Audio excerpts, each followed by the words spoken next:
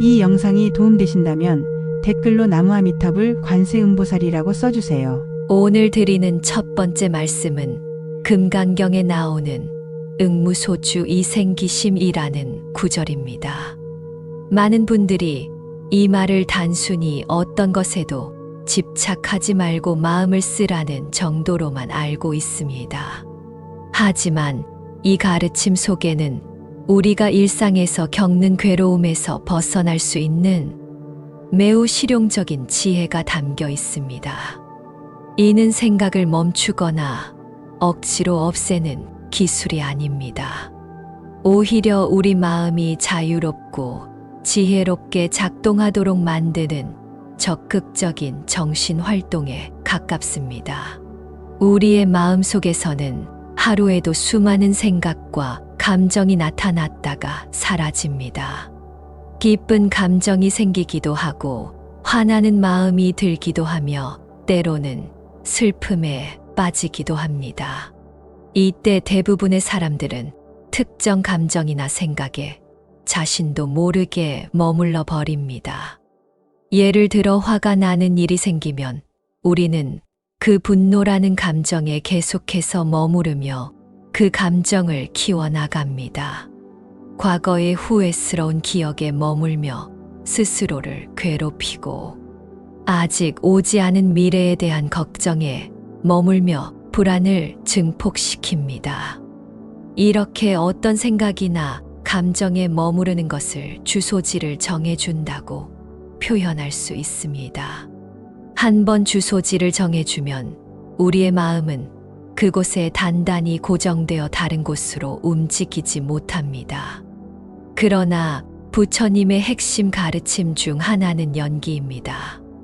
연기란 이 세상 모든 것은 홀로 존재하지 않고 여러 조건이 만나 잠시 생겨났다가 사라진다는 법칙을 말합니다.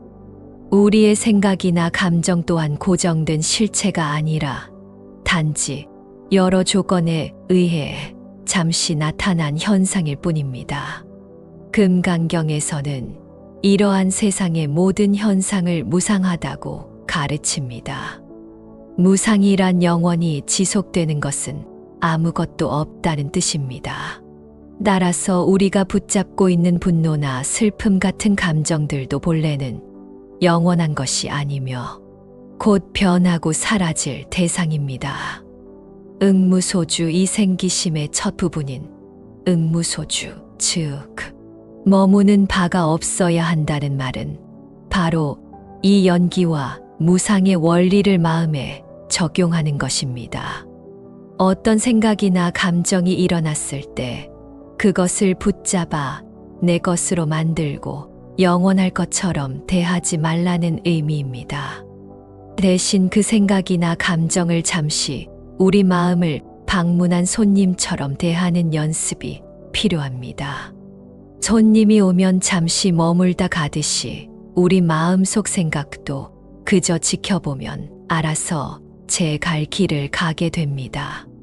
부정적인 감정에 빠져들 때 내가 지금 분노라는 감정에 머물고 있구나 하고 알아차리는 것만으로도 큰 변화가 시작됩니다. 그 감정의 주소지를 내어주지 않고 그저 왔다가 가는 현상으로 바라보면 우리는 그 감정의 주인이 될 수 있습니다. 그럼에도 불구하고 많은 사람들이 생각을 억누르는 것을 머무르지 않는 것으로 오해합니다. 생각을 억지로 누르면 그것은 사라지지 않고 오히려 더 큰 힘으로 다시 나타납니다. 여기서 중요한 것이 바로 이생기심, 즉 그 후에 마음을 내라는 뒷부분입니다. 이는 머무르지 않는 상태에서 비로소 우리의 참된 마음이 지혜롭게 작동할 수 있다는 뜻입니다. 특정 감정이나 관념에 묶여 있지 않은 텅 빈 마음에서 세상을 있는 그대로 보고 올바르게 판단하며 자비롭게 행동할 수 있는 힘이 나옵니다. 중국 선종의 육조 해능대사가 바로 이 구절을 듣고 크게 깨달았다는 일화는 매우 유명합니다. 이는 그가 모든 집착에서 벗어났을 때 진정한 지혜가 드러나는 경험을 했음을 보여줍니다.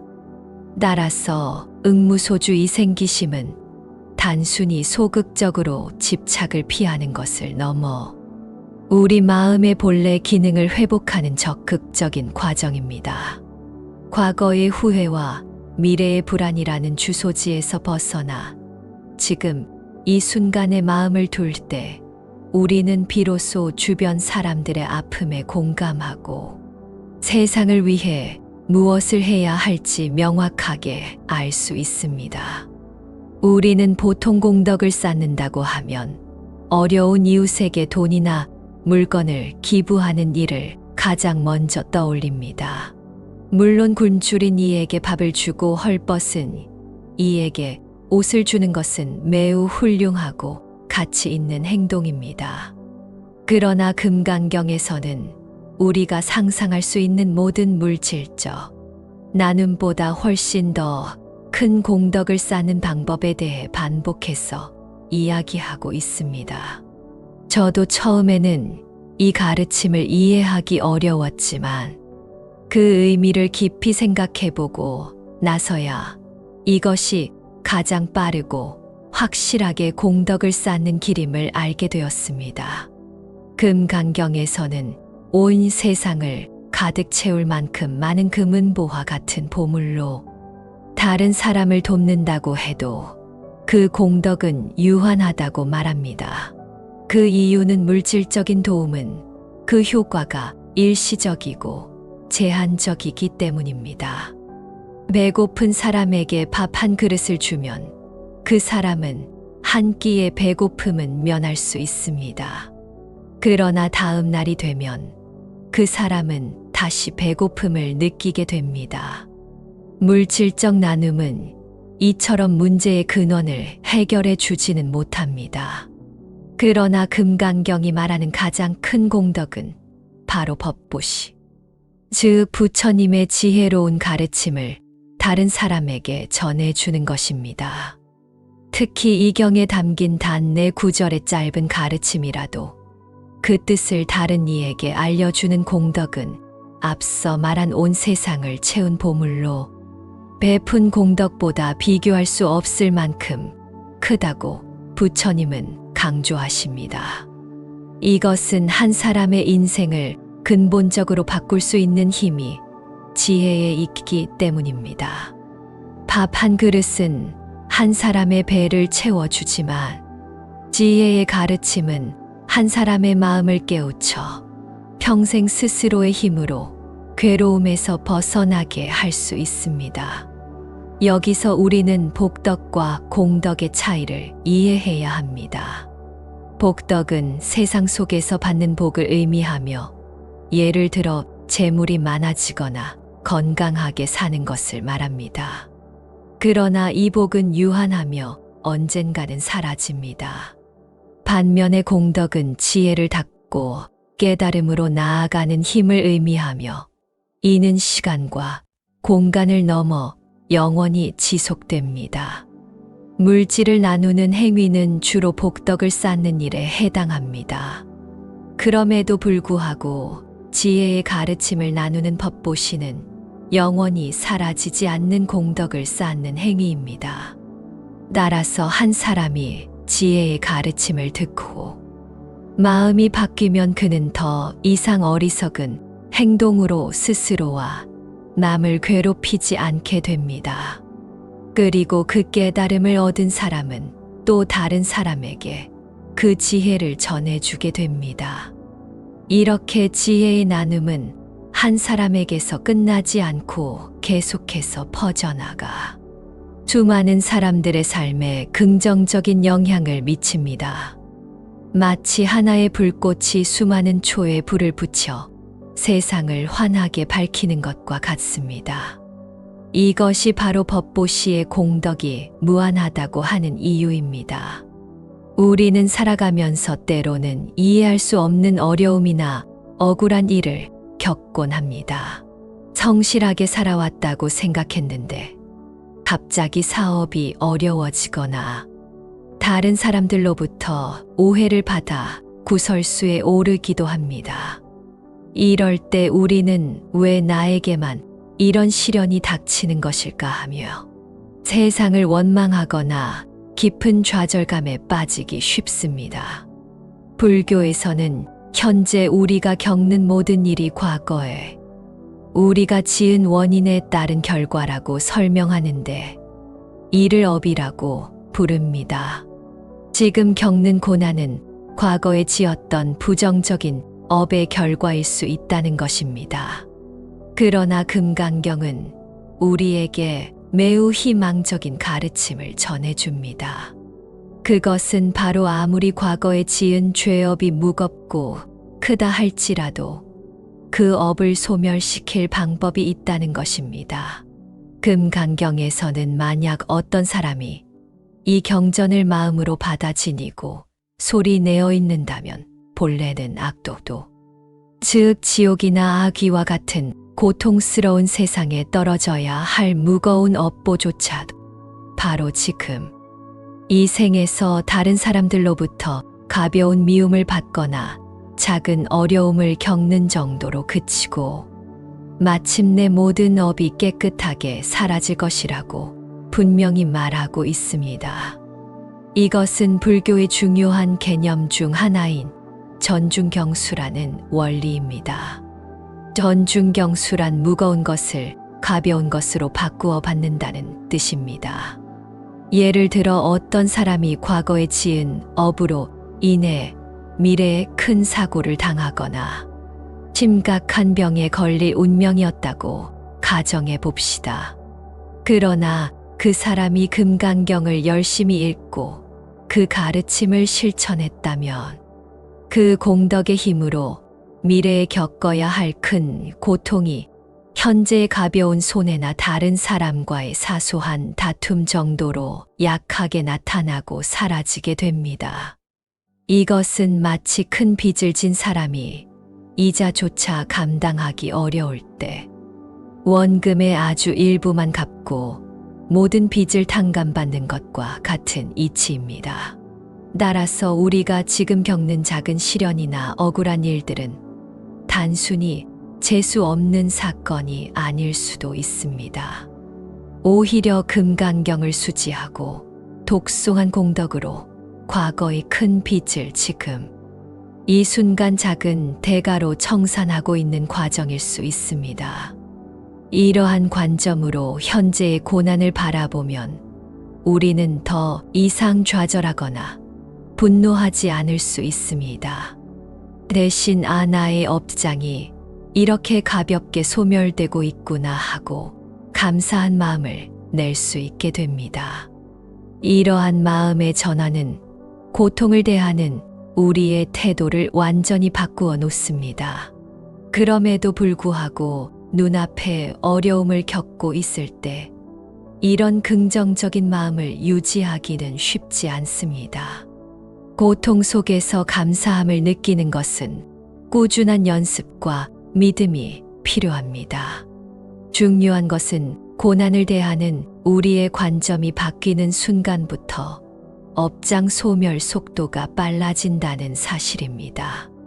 금강경의 핵심은 4가지 잘못된 생각 즉 사상에서 벗어나는 것에 있습니다. 사상은 아상, 인상, 중생상, 수자상으로 이루어져 있습니다. 이 4가지 생각만 바로잡아도 우리는 인간관계의 스트레스와 내면의 갈등으로부터 훨씬 자유로워질 수 있습니다. 이 4가지 생각은 모두 나라는 존재가 실제로 있다고 굳게 믿는 착각에서 비롯됩니다. 첫 번째는 아상입니다. 아상이란 고정불변의 독립적인 나가 존재한다는 생각입니다.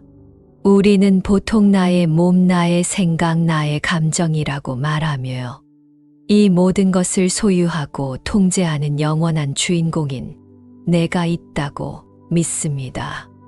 이 믿음이 바로 모든 문제의 출발점입니다. 두 번째는 인상입니다. 인상이란 나와 남이 근본적으로 다르다는 생각입니다. 나라는 관념이 생기는 순간 필연적으로 너와 남이라는 관념이 따라붙습니다. 이로 인해 우리는 다른 사람과 나를 끊임없이 비교하고 경쟁하며 때로는 시기하고 미워하는 마음을 일으킵니다. 세 번째는 중생상입니다. 중생상이란 모든 살아있는 존재들을 인간, 동물, 곤충 등으로 구분짓고 그들 사이에 우열이 있다고 여기는 생각입니다. 더 나아가 내가 다른 존재보다 우월하다거나 혹은 내가 누군가를 구제해 주어야 한다는 생각까지 포함합니다. 이런 생각은 차별과 갈등의 원인이 됩니다. 마지막 네 번째는 수자상입니다.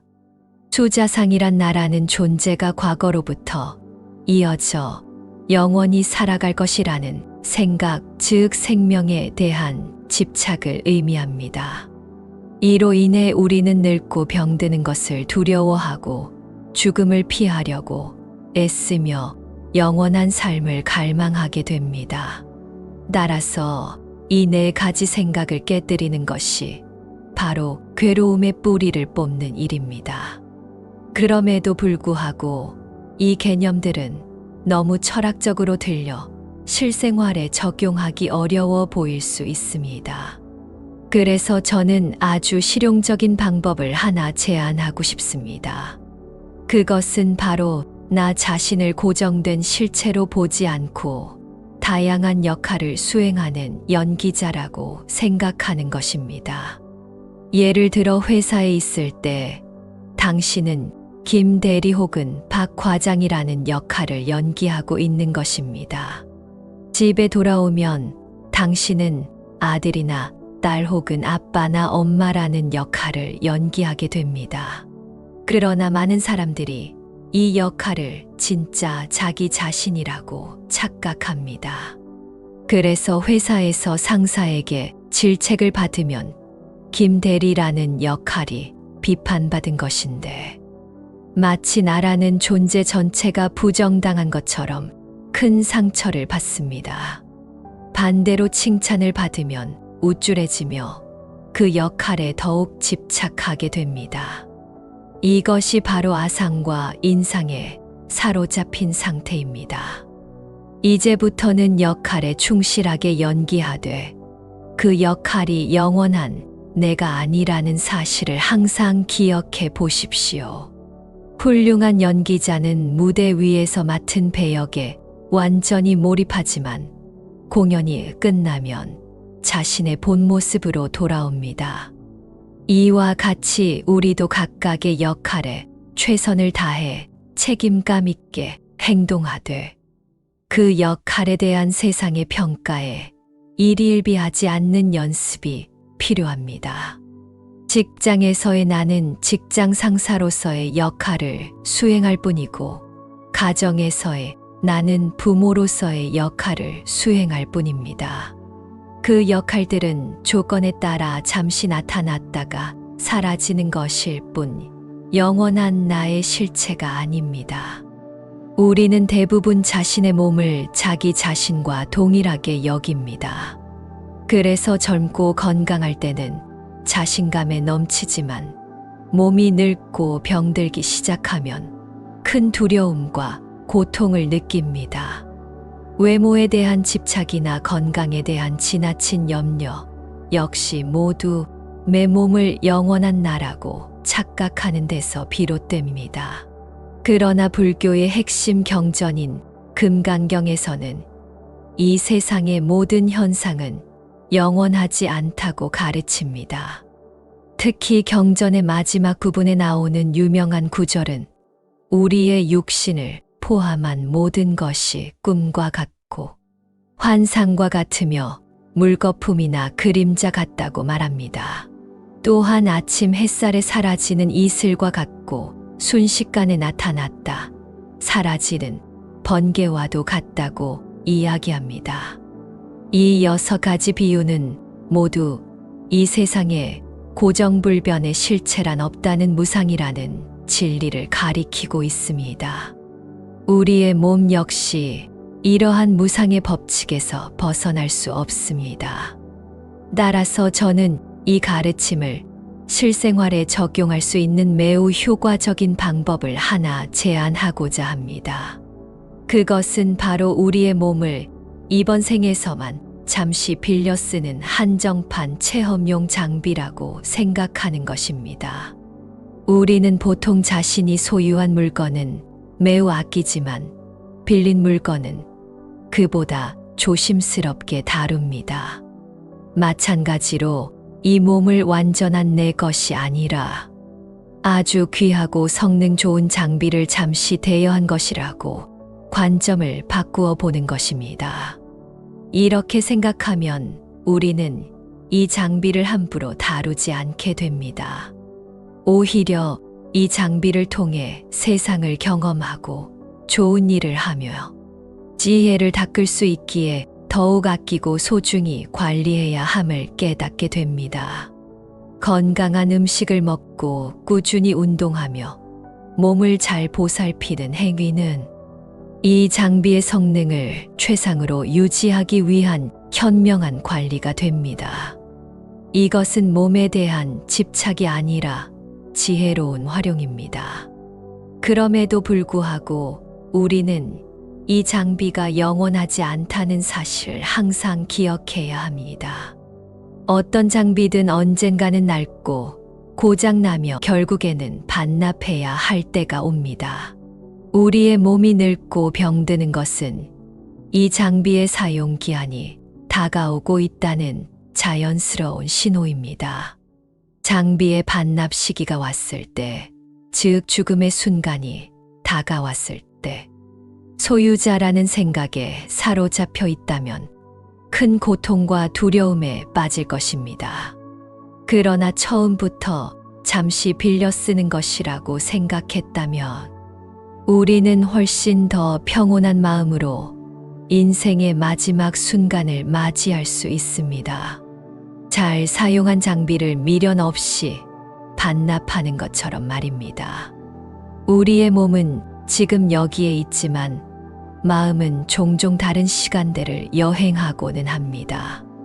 어제 있었던 불쾌한 일을 떠올리며 후회에 잠기기도 하고 아직 닥치지도 않은 내일의 일을 미리 걱정하며 불안에 빠지기도 합니다. 이렇게 과거와 미래를 오가는 마음의 시간 여행은 우리의 감정을 소모시키고 현재의 삶에 집중하지 못하게 만드는 주된 원인입니다. 그러나 금강경에서는 이러한 마음의 방황을 멈출 수 있는 매우 강력하고 직접적인 가르침을 우리에게 제시합니다.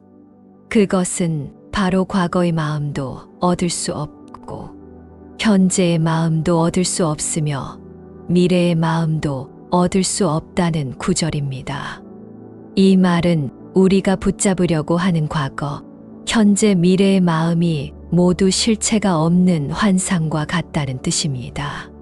먼저 과거 신불가드, 즉 과거의 마음을 얻을 수 없다는 것은 이미 지나가 버린 일에 대한 우리의 생각이 얼마나 헛된 것인지를 알려줍니다. 우리가 과거의 어떤 순간을 떠올릴 때 우리는 그 과거로 돌아가는 것이 아닙니다. 단지 현재의 마음이 과거의 기억이라는 필름을 재생하고 있을 뿐입니다. 그 기억 속의 감정은 이미 사라지고 없으며 지금 내가 느끼는 후회나 분노는 과거에 대한 현재의 생각일 뿐입니다. 그 과거의 마음 자체는 어디에서도 찾아 붙잡을 수가 없습니다.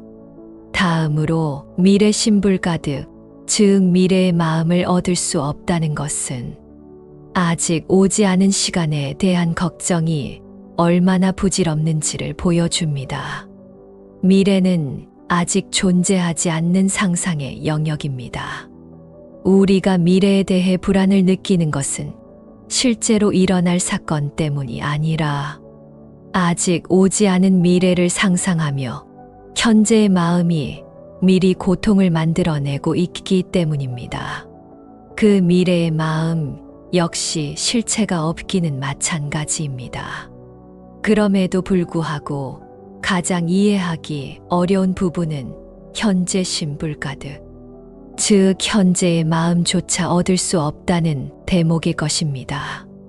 우리는 보통 과거와 미래가 허상이라면 현재에 집중해야 한다고 생각합니다.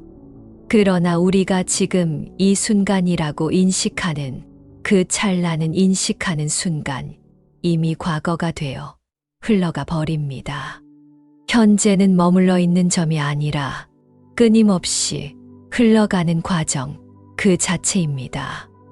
따라서 우리가 현재의 마음을 붙잡으려고 애쓰는 것은 마치 흐르는 강물을 손으로 잡으려는 시도처럼 불가능한 일입니다. 따라서 이 세 가지 마음을 얻을 수 없다는 진리를 이해하면 우리는 더 이상 과거에 얽매이거나 미래를 두려워할 필요가 없게 됩니다. 마음속에서 후회나 불안감이 피어오를 때 이 구절을 조용히 읊어보는 것은 매우 효과적인 방법입니다. 그것은 마치 시끄러운 생각을 잠재우는 강력한 주문과도 같습니다. 우리는 다른 사람을 돕는 것이 좋은 일이라고 배우고 또 그렇게 실천하려고 노력합니다. 하지만 좋은 일을 하고 나서도 마음 한편이 불편하거나 내가 이만큼 베풀었으니 상대방도 알아주었으면 하는 보상 심리가 생기는 경우가 종종 있습니다.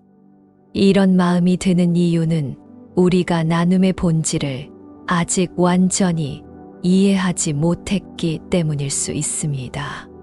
금강경에서는 나눔의 행위를 두 가지로 나누어 설명합니다. 첫 번째는 유상보시입니다. 유상보시란 상에 머무르는 보시라는 뜻으로 내가 누구에게 무엇을 주었다는 생각을 가지고 베푸는 행위를 말합니다. 여기에는 세 가지 뚜렷한 상 즉 형태가 있습니다. 첫째는 도움을 주는 나라는 생각 즉 가상입니다. 둘째는 도움을 받는 상대방이라는 생각 즉 인상입니다. 셋째는 내가 건네는 돈이나 물건이라는 생각 즉 베푸는 대상입니다. 이 세 가지 생각에 굳게 사로잡혀서 하는 모든 나눔이 바로 유상보시입니다. 그러나 이러한 보시는 그 공덕에 한계가 있습니다. 왜냐하면 내가 이만큼 했으니 인정을 받거나 복을 받아야 한다는 기대 심리가 작용하기 때문입니다. 그 기대가 채워지지 않으면 섭섭한 마음이 들고 심지어는 내가 손해를 봤다는 생각까지 하게 됩니다. 이것은 나라는 생각 즉 자아를 더욱 단단하게 만드는 행위이며 진정한 마음의 평화와는 거리가 멉니다. 따라서 금강경에서는 최상의 보시로 무주상보시를 이야기합니다. 무주상보시란 상에 머무르지 않는 보시라는 뜻으로 앞서 말한 세 가지 생각, 즉 주는 나와 받는 상대 그리고 주고받는 물건이라는 관념조차 없이 베푸는 것을 의미합니다. 이는 성경에 나오는 오른손이 한 일을 왼손이 모르게 하라는 가르침과도 일맥상통합니다.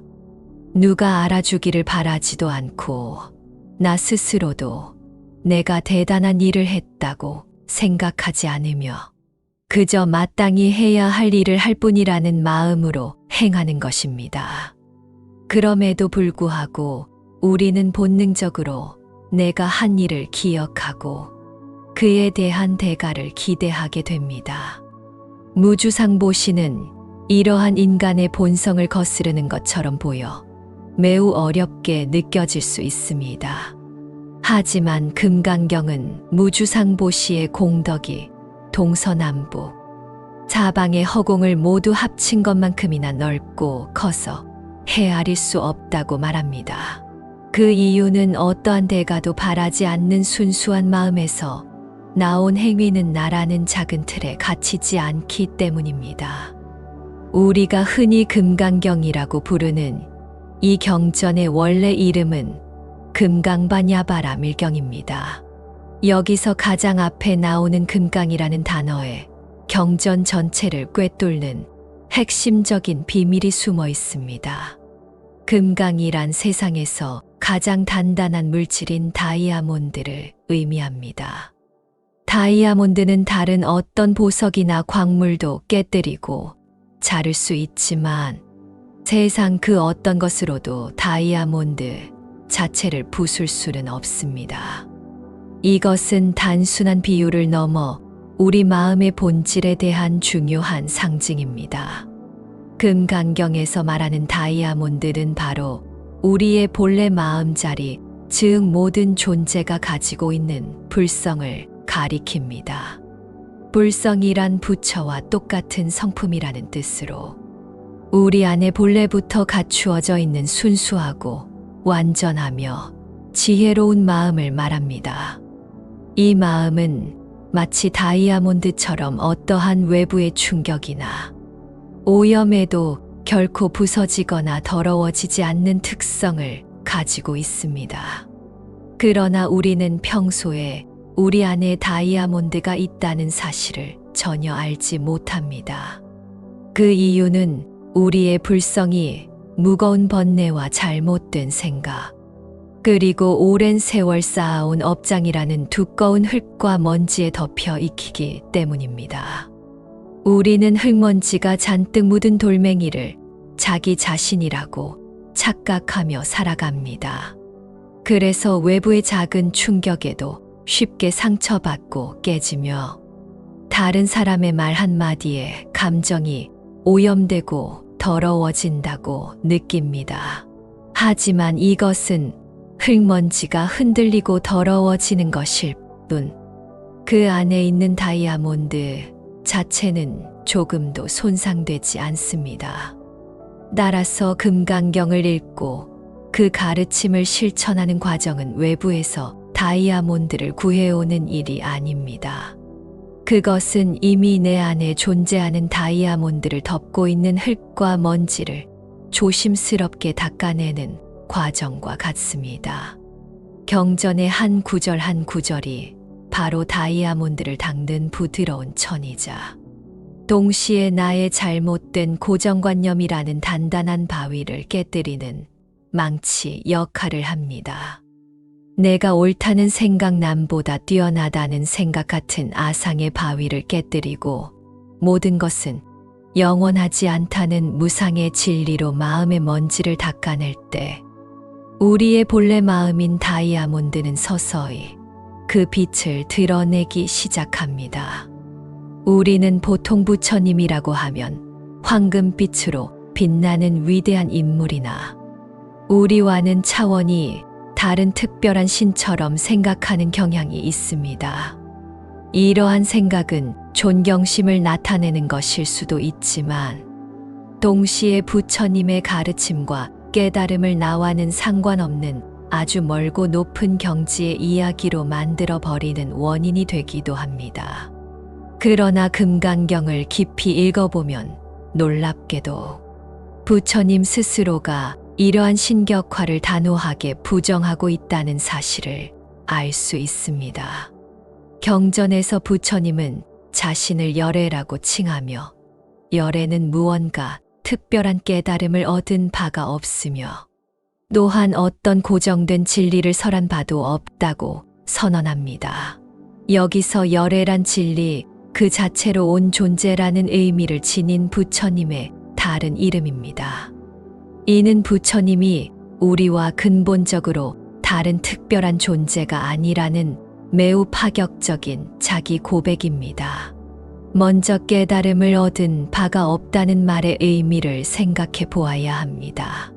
이것은 깨달음이라는 것이 마치 우리가 자격증을 따거나 새로운 물건을 얻는 것처럼 외부에서 오는 것이 아니라는 뜻입니다. 깨달음은 잃어버렸던 나의 본래 마음을 되찾는 것에 가깝습니다. 모든 사람이 본래 가지고 있는 지혜로운 마음, 즉 불성을 가리고 있던 어리석음과 집착의 구름이 걷혔을 때 본래부터 빛나고 있던 태양을 발견하는 것과 같습니다. 따라서 부처님은 새로운 무언가를 얻은 것이 아니라 단지 자신의 본래 모습을 완전히 깨달았을 뿐입니다. 또한 진리를 설한 바가 없다는 말은 더욱 충격적입니다. 그렇다면 부처님이 평생 동안 남기신 그 수많은 가르침은 모두 의미가 없다는 말일까요? 결코 그렇지 않습니다. 이 말의 진짜 의미는 진리 그 자체는 언어나 문자로 완벽하게 표현될 수 없다는 것입니다. 부처님의 모든 가르침은 마치 달을 가리키는 손가락과 같습니다. 우리는 손가락을 통해 달의 위치를 알 수 있지만 손가락 그 자체가 달은 아닙니다. 만약 우리가 손가락만 붙잡고 그것이 달이라고 주장한다면 우리는 영원히 진짜 달을 볼 수 없을 것입니다. 따라서 이 두 가지 가르침을 종합해보면 부처라는 존재는 우리가 도달해야 할 저 높은 곳에 있는 목표가 아니라 모든 잘못된 생각과 집착을 내려놓았을 때 자연스럽게 드러나는 우리 자신의 본래 모습이라는 결론에 이르게 됩니다. 우리와 부처님의 유일한 차이점은 부처님은 그 사실을 완전히 깨달았다는 점이고 우리는 아직 그 사실을 깨닫지 못하고 있다는 점뿐입니다. 마지막으로 드릴 말씀은 더 나은 세상, 즉 죽어서 다음 생에 천상계에 태어나는 가장 확실한 방법에 관한 것입니다. 많은 사람들이 단순히 착한 일을 많이 하고 남을 도우면 다음 생에 좋은 곳에 태어날 것이라고 막연히 믿습니다. 물론 선한 행동은 그에 상응하는 좋은 결과를 가져옵니다. 그러나 금강경은 그것을 넘어서는 훨씬 더 근본적이고 강력한 길을 제시합니다. 이를 이해하기 위해서는 먼저 복덕과 공덕의 차이를 알아야 합니다. 이 두 가지는 우리가 쌓는 복의 종류와 그 성격이 완전히 다릅니다. 복덕이란 주로 물질적인 나눔이나 세속적인 선행을 통해 얻는 복을 말합니다. 예를 들어 어려운 사람에게 돈을 기부하거나 봉사활동을 하는 것들이 여기에 해당합니다.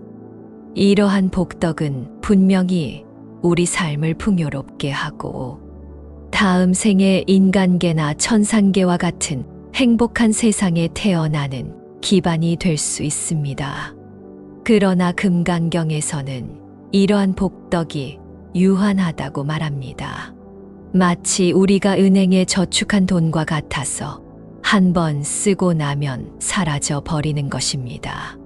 천상계에 태어난다 하더라도 그곳에서 복덕을 모두 소진하고 나면 다시 윤회의 흐름 속으로 돌아와 고통을 겪게 될 수도 있습니다. 즉 복덕은 우리를 윤회의 사슬에서 근본적으로 벗어나게 해주지는 못합니다. 따라서 금강경이 진정으로 강조하는 것은 바로 공덕입니다. 공덕이란 세속적인 복을 넘어서는 정신적이고 영적인 자산을 의미합니다. 이것은 물질을 나누는 행위를 넘어서 지혜를 닦는 과정을 통해 쌓입니다.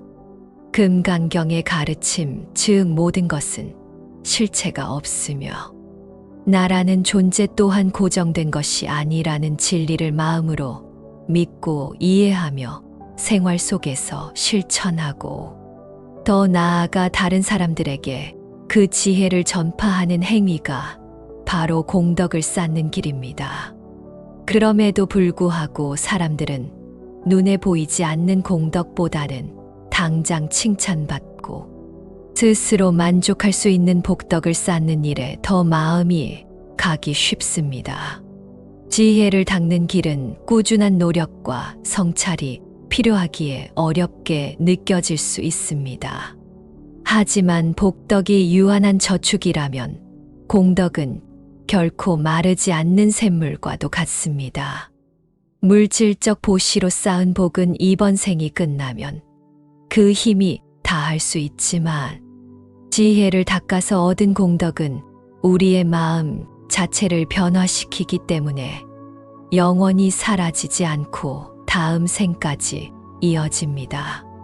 이것이 바로 상에 머물지 않는 공덕이 천상계로 가는 가장 확실한 여건이자 완전한 깨달음의 세계로 나아가는 유일한 길이라고 말하는 이유입니다. 주는 자도 받는 자도 주고받는 물건도 없다는 무주상보시의 마음으로 지혜를 나누는 행위는 그 자체로 가장 큰 공덕을 쌓는 실천입니다. 진정으로 영원한 행복과 자유를 원한다면 유한한 복덕을 쌓는 것을 넘어 무한한 공덕을 쌓는 길에 마음을 두어야 할 것입니다. 오늘 드리는 첫 번째 말씀은 금강경에 나오는 응무소주 이생기심이라는 구절입니다. 많은 분들이 이 말을 단순히 어떤 것에도 집착하지 말고 마음을 쓰라는 정도로만 알고 있습니다. 하지만 이 가르침 속에는 우리가 일상에서 겪는 괴로움에서 벗어날 수 있는 매우 실용적인 지혜가 담겨 있습니다. 이는 생각을 멈추거나 억지로 없애는 기술이 아닙니다. 오히려 우리 마음이 자유롭고 지혜롭게 작동하도록 만드는 적극적인 정신 활동에 가깝습니다. 우리의 마음 속에서는 하루에도 수많은 생각과 감정이 나타났다가 사라집니다. 기쁜 감정이 생기기도 하고 화나는 마음이 들기도 하며 때로는 슬픔에 빠지기도 합니다. 이때 대부분의 사람들은 특정 감정이나 생각에 자신도 모르게 머물러 버립니다. 예를 들어 화가 나는 일이 생기면 우리는 그 분노라는 감정에 계속해서 머무르며 그 감정을 키워나갑니다. 과거의 후회스러운 기억에 머물며 스스로를 괴롭히고 아직 오지 않은 미래에 대한 걱정에 머물며 불안을 증폭시킵니다. 이렇게 어떤 생각이나 감정에 머무르는 것을 주소지를 정해준다고 표현할 수 있습니다. 한번 주소지를 정해주면 우리의 마음은 그곳에 단단히 고정되어 다른 곳으로 움직이지 못합니다. 그러나 부처님의 핵심 가르침 중 하나는 연기입니다. 연기란 이 세상 모든 것은 홀로 존재하지 않고 여러 조건이 만나 잠시 생겨났다가 사라진다는 법칙을 말합니다. 우리의 생각이나 감정 또한 고정된 실체가 아니라 단지 여러 조건에 의해 잠시 나타난 현상일 뿐입니다. 금강경에서는 이러한 세상의 모든 현상을 무상하다고 가르칩니다. 무상이란 영원히 지속되는 것은 아무것도 없다는 뜻입니다. 따라서 우리가 붙잡고 있는 분노나 슬픔 같은 감정들도 본래는 영원한 것이 아니며 곧 변하고 사라질 대상입니다. 응무소주 이생기심의 첫 부분인 응무소주, 즉 머무는 바가 없어야 한다는 말은 바로 이 연기와 무상의 원리를 마음에 적용하는 것입니다. 어떤 생각이나 감정이 일어났을 때 그것을 붙잡아 내 것으로 만들고 영원할 것처럼 대하지 말라는 의미입니다.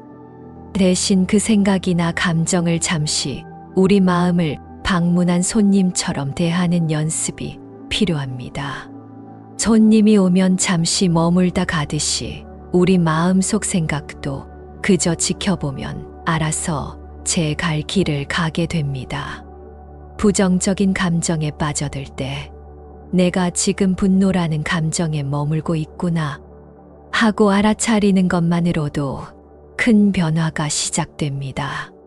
그 감정의 주소지를 내어주지 않고 그저 왔다가 가는 현상으로 바라보면 우리는 그 감정의 주인이 될 수 있습니다. 그럼에도 불구하고 많은 사람들이 생각을 억누르는 것을 머무르지 않는 것으로 오해합니다. 생각을 억지로 누르면 그것은 사라지지 않고 오히려 더 큰 힘으로 다시 나타납니다. 여기서 중요한 것이 바로 이 생기심, 즉, 그 후에 마음을 내라는 뒷부분입니다. 이는 머무르지 않는 상태에서 비로소 우리의 참된 마음이 지혜롭게 작동할 수 있다는 뜻입니다. 특정 감정이나 관념에 묶여 있지 않은 텅 빈 마음에서 세상을 있는 그대로 보고 올바르게 판단하며 자비롭게 행동할 수 있는 힘이 나옵니다. 중국 선종의 육조 해능대사가 바로 이 구절을 듣고 크게 깨달았다는 일화는 매우 유명합니다. 이는 그가 모든 집착에서 벗어났을 때 진정한 지혜가 드러나는 경험을 했음을 보여줍니다. 따라서 응무소주 이 생기심은 단순히 소극적으로 집착을 피하는 것을 넘어 우리 마음의 본래 기능을 회복하는 적극적인 과정입니다. 과거의 후회와 미래의 불안이라는 주소지에서 벗어나 지금 이 순간의 마음을 둘 때 우리는 비로소 주변 사람들의 아픔에 공감하고 세상을 위해 무엇을 해야 할지 명확하게 알 수 있습니다. 우리는 보통 공덕을 쌓는다고 하면 어려운 이웃에게 돈이나 물건을 기부하는 일을 가장 먼저 떠올립니다. 물론 굶주린 이에게 밥을 주고 헐벗은 이에게 옷을 주는 것은 매우 훌륭하고 가치 있는 행동입니다. 그러나 금강경에서는 우리가 상상할 수 있는 모든 물질적 나눔보다 훨씬 더 큰 공덕을 쌓는 방법에 대해 반복해서 이야기하고 있습니다. 저도 처음에는 이 가르침을 이해하기 어려웠지만 그 의미를 깊이 생각해보고 나서야 이것이 가장 빠르고 확실하게 공덕을 쌓는 길임을 알게 되었습니다. 금강경에서는 온 세상을 가득 채울 만큼 많은 금은보화 같은 보물로 다른 사람을 돕는다고 해도 그 공덕은 유한하다고 말합니다. 그 이유는 물질적인 도움은 그 효과가 일시적이고 제한적이기 때문입니다. 배고픈 사람에게 밥 한 그릇을 주면 그 사람은 한 끼의 배고픔은 면할 수 있습니다. 그러나 다음 날이 되면 그 사람은 다시 배고픔을 느끼게 됩니다. 물질적 나눔은 이처럼 문제의 근원을 해결해 주지는 못합니다. 그러나 금강경이 말하는 가장 큰 공덕은 바로 법보시, 즉 부처님의 지혜로운 가르침을 다른 사람에게 전해주는 것입니다. 특히 이 경에 담긴 단 4구절의 짧은 가르침이라도 그 뜻을 다른 이에게 알려주는 공덕은 앞서 말한 온 세상을 채운 보물로 베푼 공덕보다 비교할 수 없을 만큼 크다고 부처님은 강조하십니다. 이것은 한 사람의 인생을 근본적으로 바꿀 수 있는 힘이 지혜에 있기 때문입니다. 밥 한 그릇은 한 사람의 배를 채워주지만 지혜의 가르침은 한 사람의 마음을 깨우쳐 평생 스스로의 힘으로 괴로움에서 벗어나게 할 수 있습니다. 여기서 우리는 복덕과 공덕의 차이를 이해해야 합니다.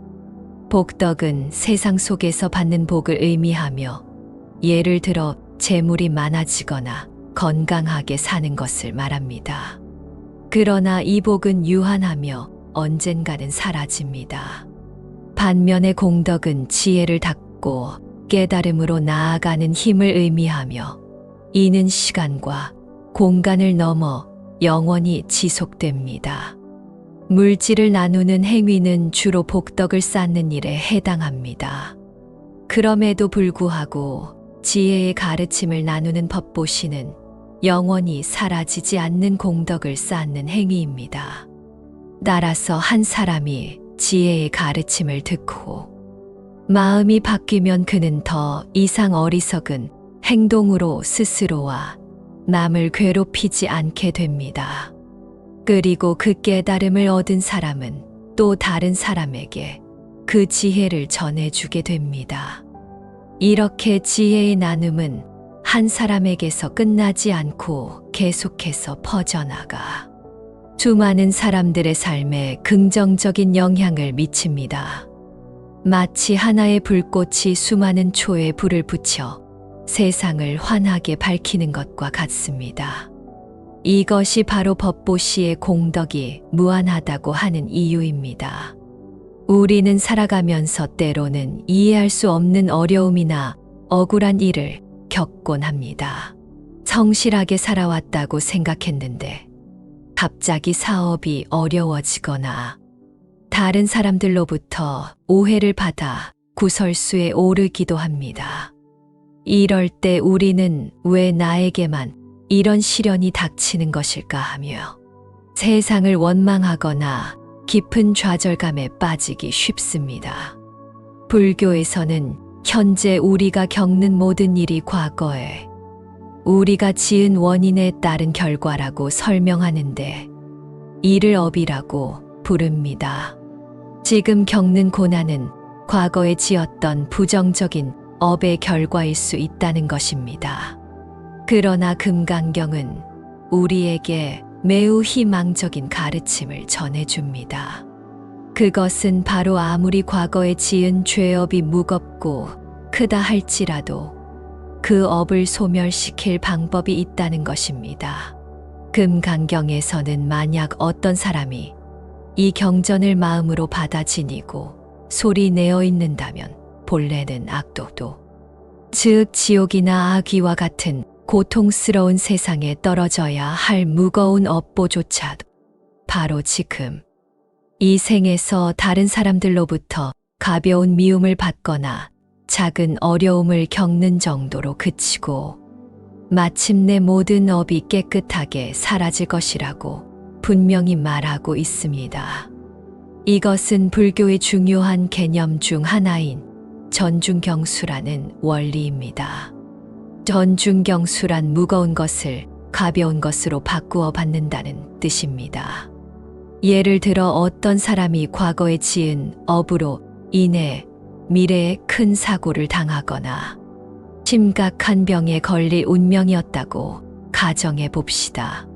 그러나 그 사람이 금강경을 열심히 읽고 그 가르침을 실천했다면 그 공덕의 힘으로 미래에 겪어야 할 큰 고통이 현재의 가벼운 손해나 다른 사람과의 사소한 다툼 정도로 약하게 나타나고 사라지게 됩니다. 이것은 마치 큰 빚을 진 사람이 이자조차 감당하기 어려울 때 원금의 아주 일부만 갚고 모든 빚을 탕감받는 것과 같은 이치입니다. 따라서 우리가 지금 겪는 작은 시련이나 억울한 일들은 단순히 재수 없는 사건이 아닐 수도 있습니다. 오히려 금강경을 수지하고 독송한 공덕으로 과거의 큰 빚을 지금 이 순간 작은 대가로 청산하고 있는 과정일 수 있습니다. 이러한 관점으로 현재의 고난을 바라보면 우리는 더 이상 좌절하거나 분노하지 않을 수 있습니다. 대신 나의 업장이 이렇게 가볍게 소멸되고 있구나 하고 감사한 마음을 낼 수 있게 됩니다. 이러한 마음의 전환은 고통을 대하는 우리의 태도를 완전히 바꾸어 놓습니다. 그럼에도 불구하고 눈앞에 어려움을 겪고 있을 때 이런 긍정적인 마음을 유지하기는 쉽지 않습니다. 고통 속에서 감사함을 느끼는 것은 꾸준한 연습과 믿음이 필요합니다. 중요한 것은 고난을 대하는 우리의 관점이 바뀌는 순간부터 업장 소멸 속도가 빨라진다는 사실입니다. 금강경의 핵심은 네 가지 잘못된 생각 즉 사상에서 벗어나는 것에 있습니다. 사상은 아상, 인상, 중생상, 수자상으로 이뤄져 있습니다. 이 네 가지 생각만 바로잡아도 우리는 인간관계의 스트레스와 내면의 갈등으로부터 훨씬 자유로워질 수 있습니다. 이 네 가지 생각은 모두 나라는 존재가 실제로 있다고 굳게 믿는 착각에서 비롯됩니다. 첫 번째는 아상입니다. 아상이란 고정불변의 독립적인 나가 존재한다는 생각입니다. 우리는 보통 나의 몸, 나의 생각, 나의 감정이라고 말하며 이 모든 것을 소유하고 통제하는 영원한 주인공인 내가 있다고 믿습니다.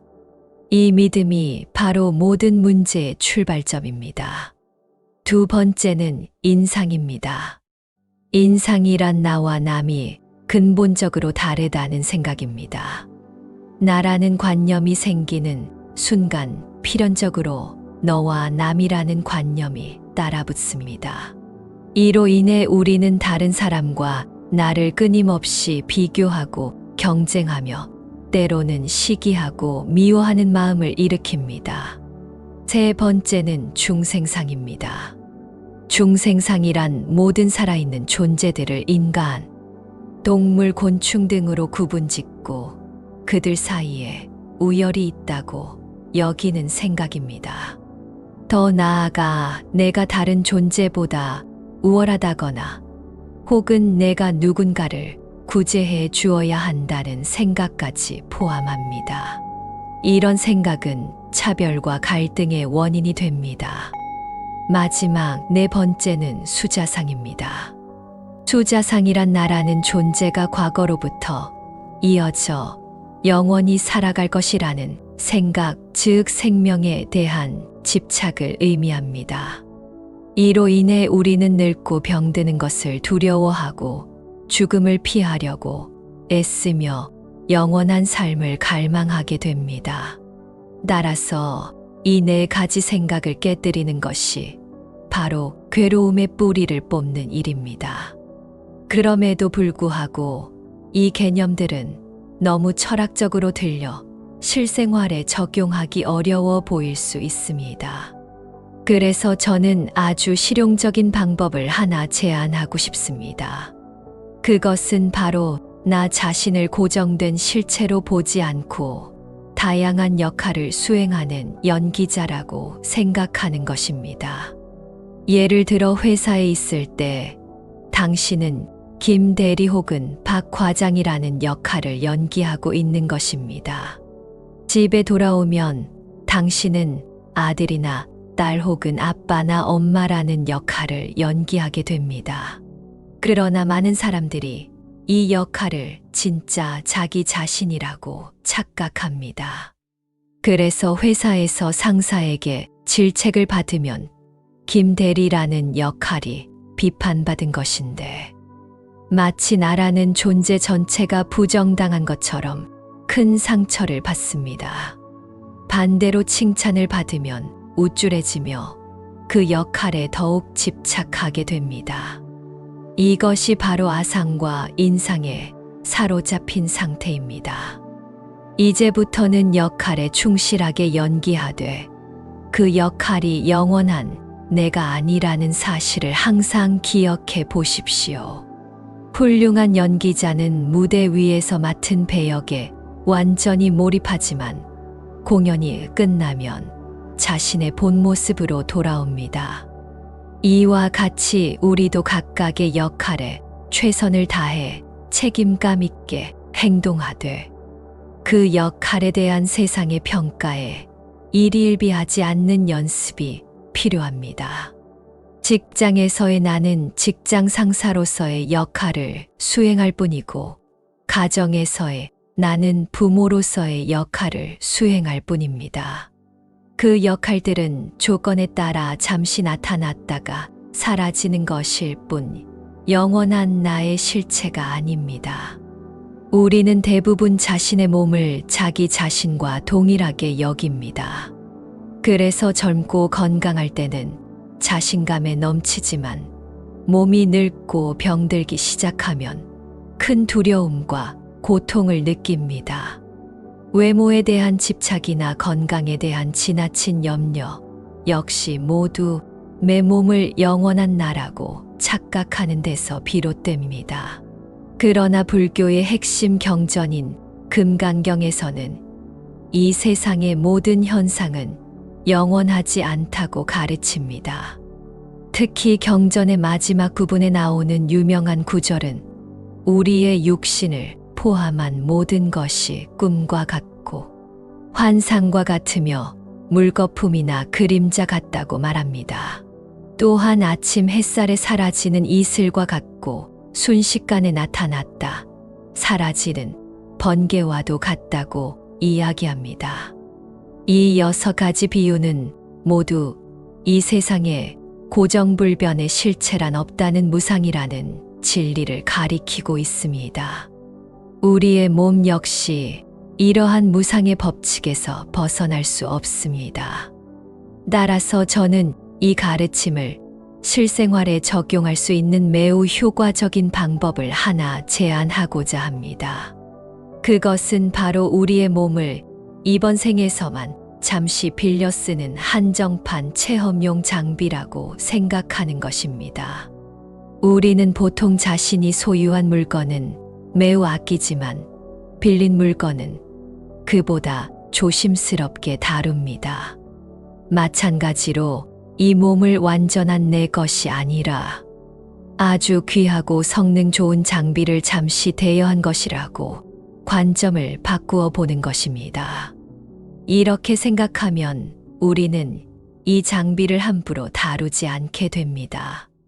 오히려 이 장비를 통해 세상을 경험하고 좋은 일을 하며 지혜를 닦을 수 있기에 더욱 아끼고 소중히 관리해야 함을 깨닫게 됩니다. 건강한 음식을 먹고 꾸준히 운동하며 몸을 잘 보살피는 행위는 이 장비의 성능을 최상으로 유지하기 위한 현명한 관리가 됩니다. 이것은 몸에 대한 집착이 아니라 지혜로운 활용입니다. 그럼에도 불구하고 우리는 이 장비가 영원하지 않다는 사실을 항상 기억해야 합니다. 어떤 장비든 언젠가는 낡고 고장나며 결국에는 반납해야 할 때가 옵니다. 우리의 몸이 늙고 병드는 것은 이 장비의 사용 기한이 다가오고 있다는 자연스러운 신호입니다. 장비의 반납 시기가 왔을 때, 즉 죽음의 순간이 다가왔을 때, 소유자라는 생각에 사로잡혀 있다면 큰 고통과 두려움에 빠질 것입니다. 그러나 처음부터 잠시 빌려 쓰는 것이라고 생각했다면 우리는 훨씬 더 평온한 마음으로 인생의 마지막 순간을 맞이할 수 있습니다. 잘 사용한 장비를 미련 없이 반납하는 것처럼 말입니다. 우리의 몸은 지금 여기에 있지만 마음은 종종 다른 시간대를 여행하고는 합니다. 어제 있었던 불쾌한 일을 떠올리며 후회에 잠기기도 하고 아직 닥치지도 않은 내일의 일을 미리 걱정하며 불안에 빠지기도 합니다. 이렇게 과거와 미래를 오가는 마음의 시간 여행은 우리의 감정을 소모시키고 현재의 삶에 집중하지 못하게 만드는 주된 원인입니다. 그러나 금강경에서는 이러한 마음의 방황을 멈출 수 있는 매우 강력하고 직접적인 가르침을 우리에게 제시합니다. 그것은 바로 과거의 마음도 얻을 수 없고 현재의 마음도 얻을 수 없으며 미래의 마음도 얻을 수 없다는 구절입니다. 이 말은 우리가 붙잡으려고 하는 과거, 현재, 미래의 마음이 모두 실체가 없는 환상과 같다는 뜻입니다.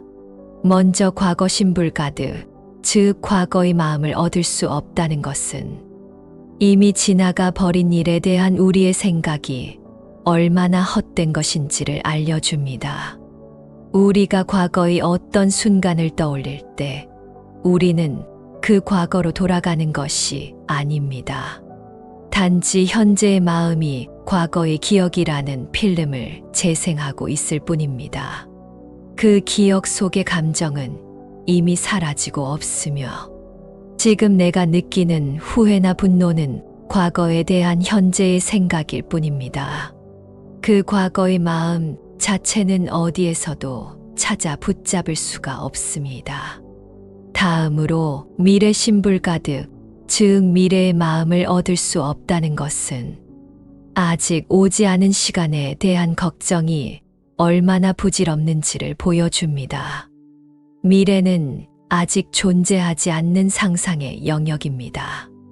우리가 미래에 대해 불안을 느끼는 것은 실제로 일어날 사건 때문이 아니라 아직 오지 않은 미래를 상상하며 현재의 마음이 미리 고통을 만들어내고 있기 때문입니다. 그 미래의 마음 역시 실체가 없기는 마찬가지입니다.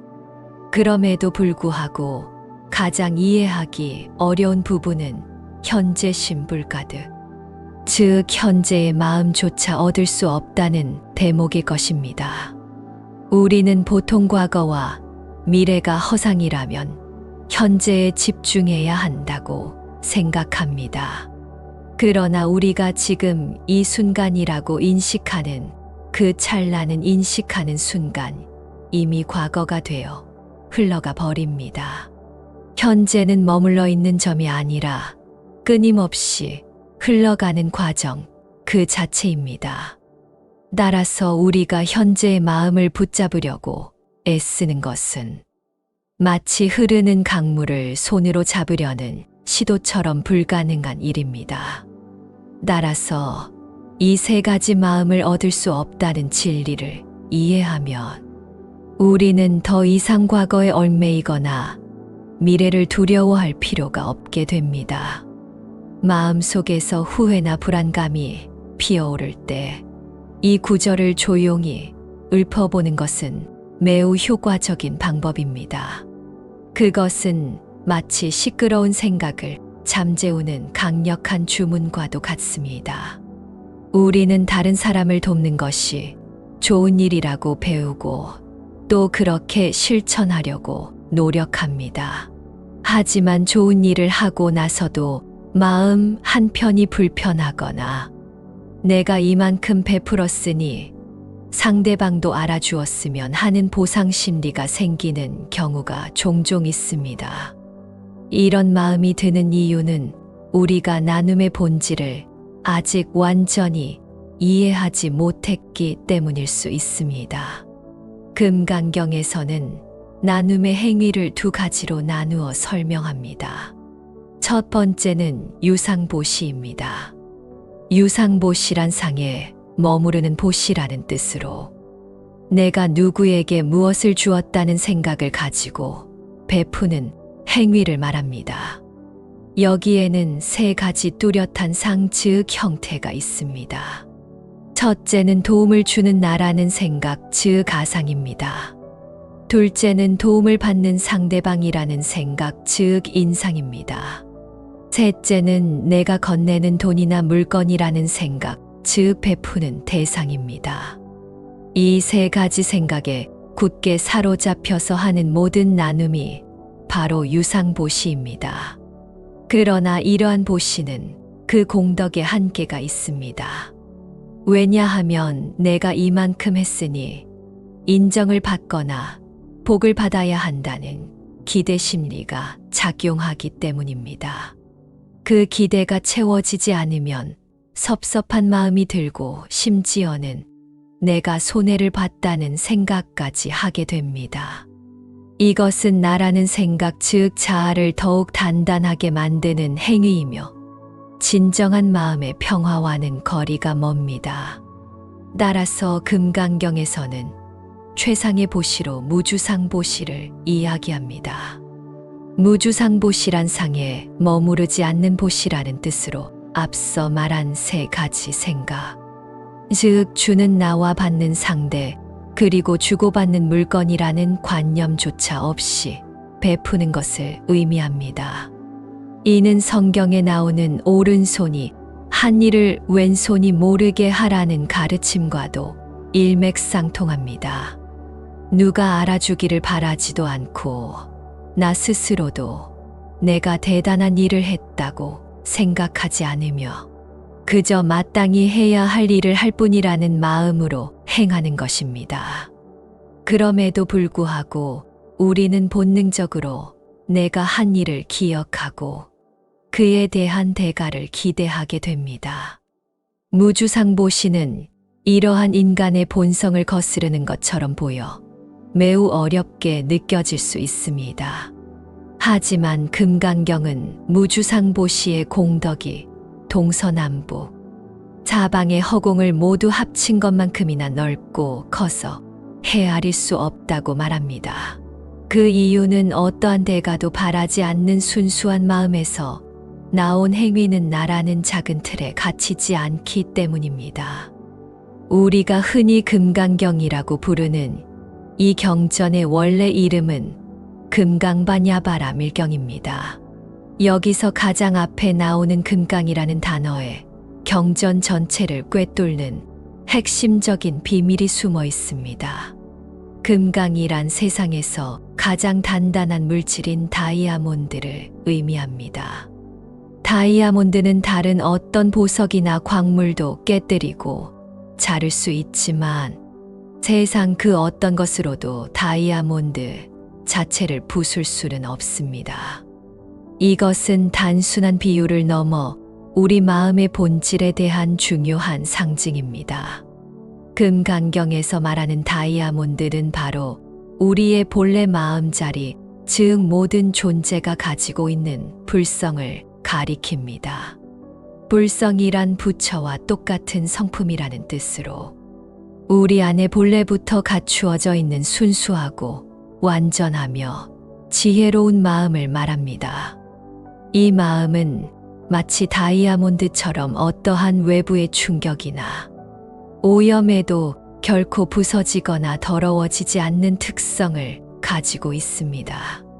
그러나 우리는 평소에 우리 안에 다이아몬드가 있다는 사실을 전혀 알지 못합니다. 그 이유는 우리의 불성이 무거운 번뇌와 잘못된 생각, 그리고 오랜 세월 쌓아온 업장이라는 두꺼운 흙과 먼지에 덮여 익히기 때문입니다. 우리는 흙먼지가 잔뜩 묻은 돌멩이를 자기 자신이라고 착각하며 살아갑니다. 그래서 외부의 작은 충격에도 쉽게 상처받고 깨지며 다른 사람의 말 한마디에 감정이 오염되고 더러워진다고 느낍니다.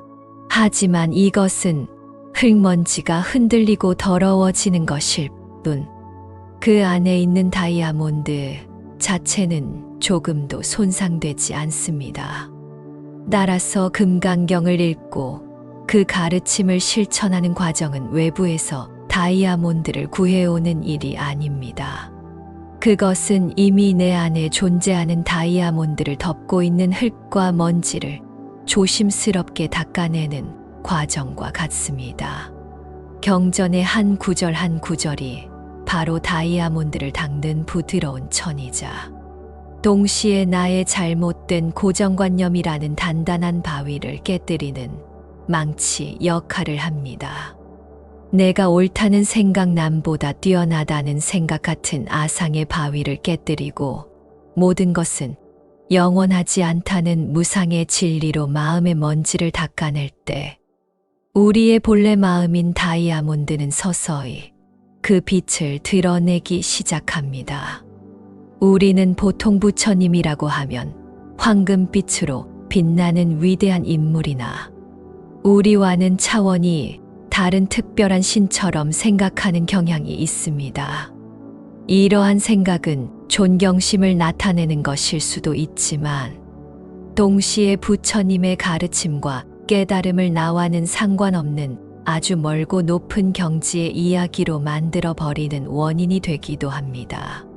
그러나 금강경을 깊이 읽어보면 놀랍게도 부처님 스스로가 이러한 신격화를 단호하게 부정하고 있다는 사실을 알 수 있습니다. 경전에서 부처님은 자신을 열애라고 칭하며 열애는 무언가 특별한 깨달음을 얻은 바가 없으며 또한 어떤 고정된 진리를 설한 바도 없다고 선언합니다. 여기서 열애란 진리 그 자체로 온 존재라는 의미를 지닌 부처님의 다른 이름입니다. 이는 부처님이 우리와 근본적으로 다른 특별한 존재가 아니라는 매우 파격적인 자기 고백입니다. 먼저 깨달음을 얻은 바가 없다는 말의 의미를 생각해 보아야 합니다. 이것은 깨달음이라는 것이 마치 우리가 자격증을 따거나 새로운 물건을 얻는 것처럼 외부에서 오는 것이 아니라는 뜻입니다. 깨달음은 잃어버렸던 나의 본래 마음을 되찾는 것에 가깝습니다. 모든 사람이 본래 가지고 있는 지혜로운 마음, 즉 불성을 가리고 있던 어리석음과 집착의 구름이 걷혔을 때 본래부터 빛나고 있던 태양을 발견하는 것과 같습니다. 따라서 부처님은 새로운 무언가를 얻은 것이 아니라 단지 자신의 본래 모습을 완전히 깨달았을 뿐입니다. 또한 진리를 설한 바가 없다는 말은 더욱 충격적입니다. 그렇다면 부처님이 평생 동안 남기신 그 수많은 가르침은 모두 의미가 없다는 말일까요? 결코 그렇지 않습니다.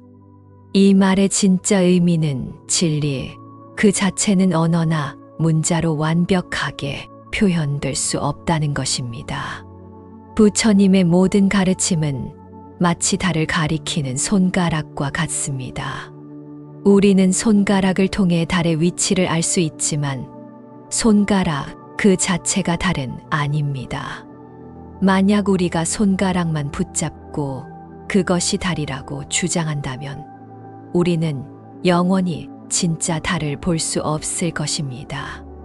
따라서 이 두 가지 가르침을 종합해보면 부처라는 존재는 우리가 도달해야 할 저 높은 곳에 있는 목표가 아니라 모든 잘못된 생각과 집착을 내려놓았을 때 자연스럽게 드러나는 우리 자신의 본래 모습이라는 결론에 이르게 됩니다.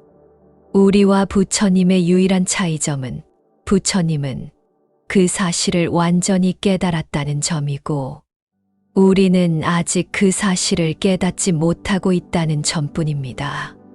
마지막으로 드릴 말씀은 더 나은 세상, 즉 죽어서 다음 생에 천상계에 태어나는 가장 확실한 방법에 관한 것입니다.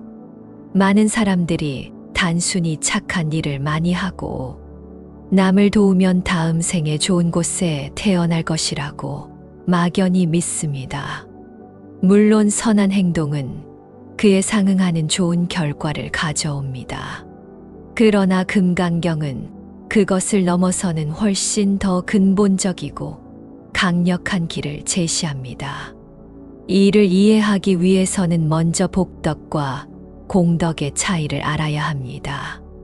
이 두 가지는 우리가 쌓는 복의 종류와 그 성격이 완전히 다릅니다. 복덕이란 주로 물질적인 나눔이나 세속적인 선행을 통해 얻는 복을 말합니다. 예를 들어 어려운 사람에게 돈을 기부하거나 봉사활동을 하는 것들이 여기에 해당합니다. 이러한 복덕은 분명히 우리 삶을 풍요롭게 하고 다음 생에 인간계나 천상계와 같은 행복한 세상에 태어나는 기반이 될 수 있습니다. 그러나 금강경에서는 이러한 복덕이 유한하다고 말합니다. 마치 우리가 은행에 저축한 돈과 같아서 한 번 쓰고 나면 사라져 버리는 것입니다. 천상계에 태어난다 하더라도 그곳에서 복덕을 모두 소진하고 나면 다시 윤회의 흐름 속으로 돌아와 고통을 겪게 될 수도 있습니다. 즉 복덕은 우리를 윤회의 사슬에서 근본적으로 벗어나게 해주지는 못합니다. 따라서 금강경이 진정으로 강조하는 것은 바로 공덕입니다. 공덕이란 세속적인 복을 넘어서는 정신적이고 영적인 자산을 의미합니다. 이것은 물질을 나누는 행위를 넘어서 지혜를 닦는 과정을 통해 쌓입니다.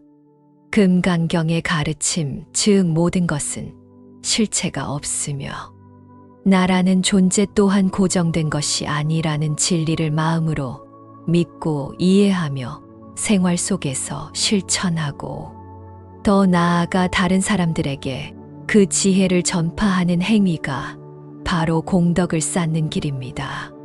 그럼에도 불구하고 사람들은 눈에 보이지 않는 공덕보다는 당장 칭찬받고 스스로 만족할 수 있는 복덕을 쌓는 일에 더 마음이 가기 쉽습니다. 지혜를 닦는 길은 꾸준한 노력과 성찰이 필요하기에 어렵게 느껴질 수 있습니다.